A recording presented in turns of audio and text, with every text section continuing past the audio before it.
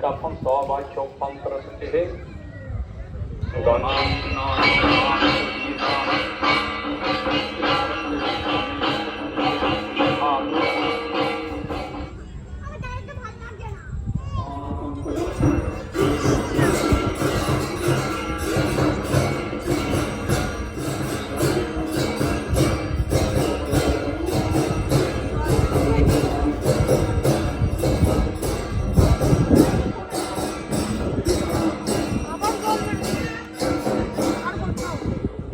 হে কেমন আছো সবাই? I hope you all guys are doing great.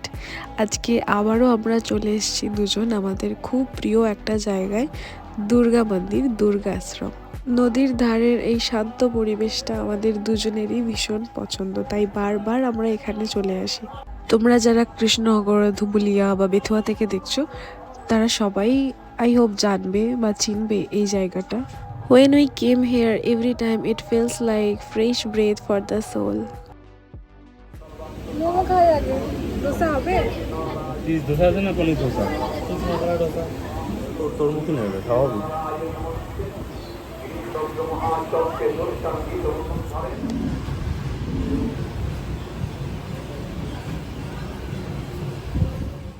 এই জায়গাটা আমাদের দুজনেরই ভীষণ ফেভারিট একটা কর্নার। আমরা এখানে আসলেই এই একদম নদীর ধারেই বসার চেষ্টা করি। সিট খালি না থাকলে ওরা অ্যারেঞ্জ করে দেওয়ার ব্যবস্থা করে। মন্দির থেকে বেরিয়ে একদম পাশেই এই রেস্টুরেন্টটা। এটা পুরোটাই ভেজিটেরিয়ান রেস্টুরেন্ট। ওদের একটা কম্বো করে দাও।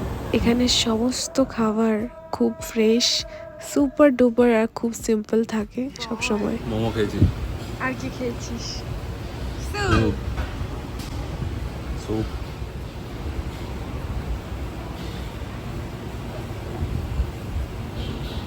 কি করছিস?